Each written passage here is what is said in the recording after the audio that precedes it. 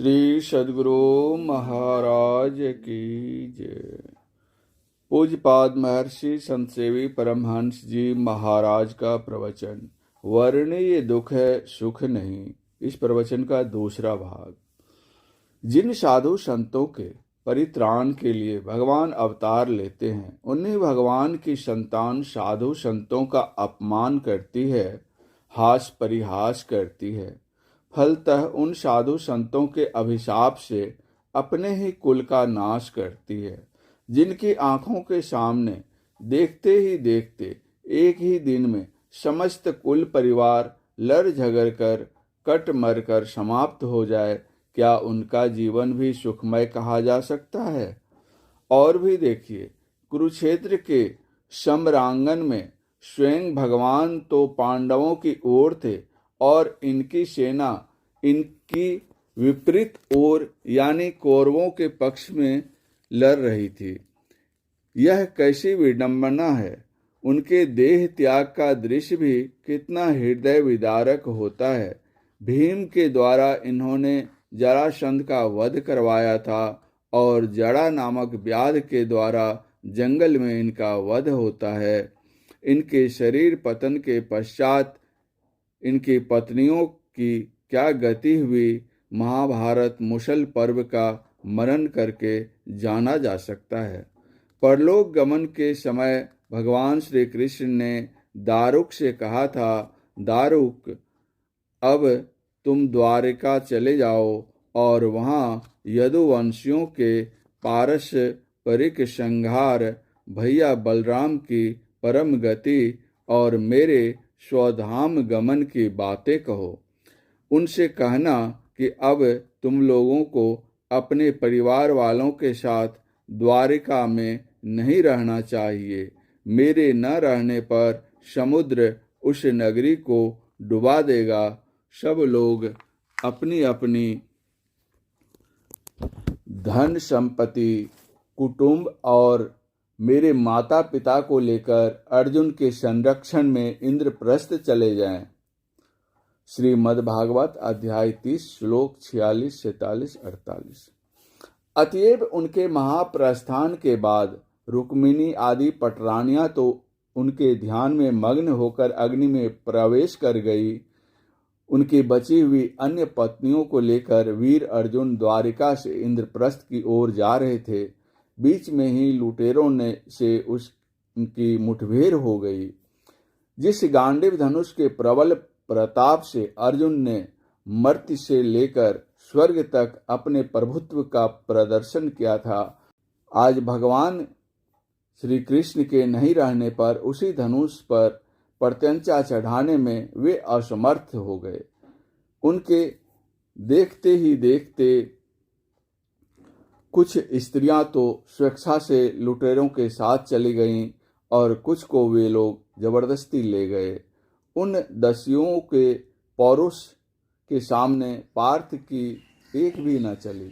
अपनी आंखों के सामने भगवान की पत्नियों की दुर्वस्था और अपनी हर तरह की असमर्थता पर वे फूट फूट कर रोने लगे। अपनी हानि ग्लानि के मारे वे सिर धुनकर पछताने और विलाप करने लग गए।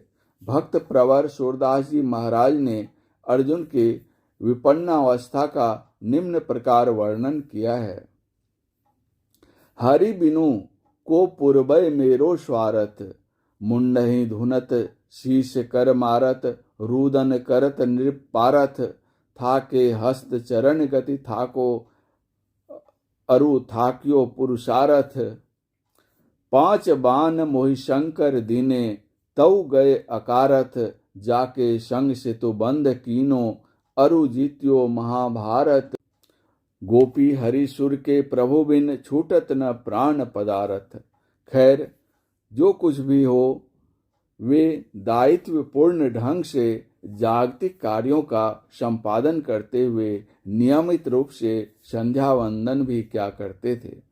श्रीमद्भागवत स्कंद 10 उत्तरार्ध अध्याय 70 श्लोक 4 में लिखा है, ब्राह्मे मुहूर्ते उत्थाय वायु परस्पृश्य माधवः, दद्यो प्रसन्न करण आत्मानं तमसः परम, अर्थात भगवान श्री कृष्ण प्रतिदिन ब्राह्म मुहूर्त में ही उठ जाते और हाथ मुंह धोकर अपने मायातीत आत्म स्वरूप का ध्यान करने लगते।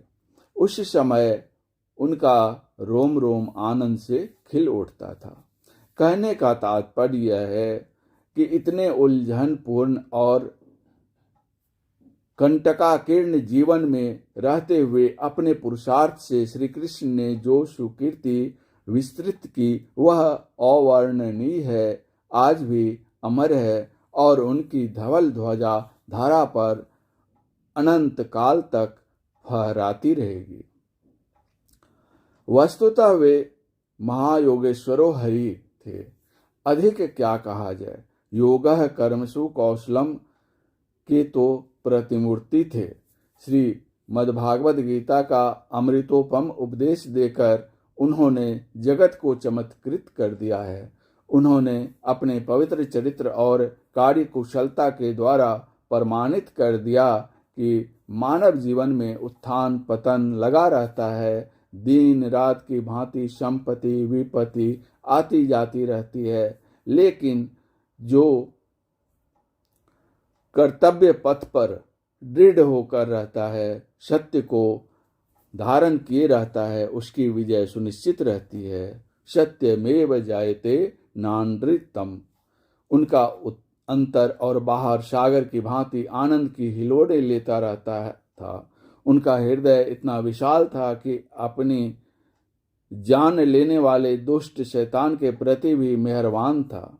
इसीलिए तो उन कमल मुख भगवान ने उस हत्यारे बहेलिए को मेहमान के समान सम्मान दिया। इतना ही नहीं, विमान पर चढ़ाकर उसको स्वर्ग का उच्च स्थान भी दिया। कहते हैं फूलों का राजा गुलाब है। क्यों?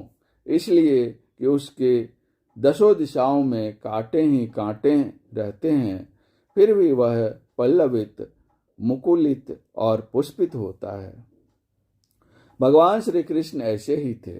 बाहर विविध प्रकार के झंझावात रहने पर भी उनके अधर पर निरंतर मधुर मुरली के सहित मृदु मुस्कान थिरकती रहती थी। इसी प्रकार सब तरह की परेशानियों से घिरा रहकर भी जो मानव अपना विकास कर पाता है, उसके सुयश का कभी विनाश नहीं होता। सफीनों से जो टकराता उसे तूफान कहते हैं, तूफानों से टकराता उसे इंसान कहते हैं। इसी हेतु संतगण और विवेकी जन जागतिक सुख की खुशामद नहीं करके सतत दुख का ही अवगत करते रहते हैं। संत कबीर साहब कहते हैं, हम चाले थे सुख को बाट ही मिलिया दुख, जाओ सुख घर आपने हम जाने और दुख। जिस सुख को पाकर हम भगवान को भूल जाएं, वह सुख सुख नहीं सूल है, और जिस दुख को पाकर हम भगवान के अनुकूल हों, वह दुख दुख नहीं फूल है। इस संबंध में संत कबीर साहब की ये वाणियां हमें बहुत बल देती हैं और सहायक सिद्ध होती हैं। सुख के माथे सिल परे, जो नाम हृदय से जाए, बलिहारी वा दुख का पल पल नाम रटाए। नाम जपत कुष्टि भला, चुई चुई पड़े जो चाम, कंचन देह के ही काम का, जा मुख नाही नाम। नाम जपत दरिद्री भली, टूटी घर की छानी, कंचन मंदिर जारी दे, जह गुरु भक्ति न जानी। इस संदर्भ में महाभारत के इस प्रसंग से बड़ी प्रेरणा मिलती है। महाभारत का युद्ध समाप्त हो चुका था। धर्मराज युधिष्ठिर राज सिंहासन पर आसीन हो चुके थे। पांडवों का कोई शत्रु नहीं रह गया था। वे निष्कंटक राज करने लग गए थे। तब उन लोगों के समक्ष भगवान कृष्ण ने द्वारका जाने की इच्छा प्रकट की। उसी समय कुंती देवी उनके निकट आकर प्रार्थना करती हैं, भगवान आपसे मैं एक वरदान चाहती हूँ। भगवान ने कहा, जो इच्छा हो मांग लो। कुंती ने कहा, जो कुंती ने कहा, भगवान मेरे जीवन में बराबर विपत्तियां ही आती रहें, यही याचना है। उनकी इस प्रकार की मांग सुनकर भगवान श्री कृष्ण थोड़ी देर अवाक हो उनकी ओर देखते रहे। फिर कहा, बुआ जी, लोग मुझसे सुख संपत्ति, संतान, वैभव आदि का वरदान मांगते हैं, किंतु आपने तो वरदान मांगा है, सुनकर बड़ा आश्चर्य होता है। आपने जो वरदान मांगा है सुनकर बड़ा आश्चर्य होता है। कुंती देवी ने कहा, कृष्ण तुम सुख के नहीं दुख के साथी हो। तुमने कौरवों की बड़ी सभा में द्रौपदी की लाज रखी, वन में दुर्वासा ऋषि के शाप से बचाया, महाभारत के मैदान में तुमने अपनी प्रतिज्ञा भंग कर मेरे पुत्रों की रक्षा की, अश्वत्थामा ने उत्तरा के गर्भस्थ शिशु को ब्रह्मास्त्र से मार डाला था, उस मृत शिशु को तुमने जीवन दान दिया, राज छिन जाने पर हमारे बच्चे जंगल जंगल भटकते रहे, दर दर के भिखारी बने, वहां भी तुमने हर तरह की सहायता की, शत्रुओं का संहार करवाकर राज वापस दिलाया आदि। तुम्हारे अनंत उपकार को कितना गिनाया जाए, हम सभी तुमसे उपकृत हैं। कृष्ण, जब तक हम लोगों के ऊपर दुख के बादल मंडराते रहे तब तक तुम हम लोगों के साथ रहे। अब हमारा कोई शत्रु नहीं, किसी प्रकार का कष्ट नहीं, कभी सभी संकट दूर हो गए तो तुम भी अब हम लोगों से दूर जाना चाहते हो। इसी से मैंने तुमसे विपत्ति का वरदान मांगा कि तुम सतत हमारे साथ रहोगे। इस प्रकार उपर्युक्त विवेचन से हम इस निष्कर्ष पर पहुँचते हैं, वर्ण ये दुख है, सुख नहीं। श्री सद्गुरु महाराज की।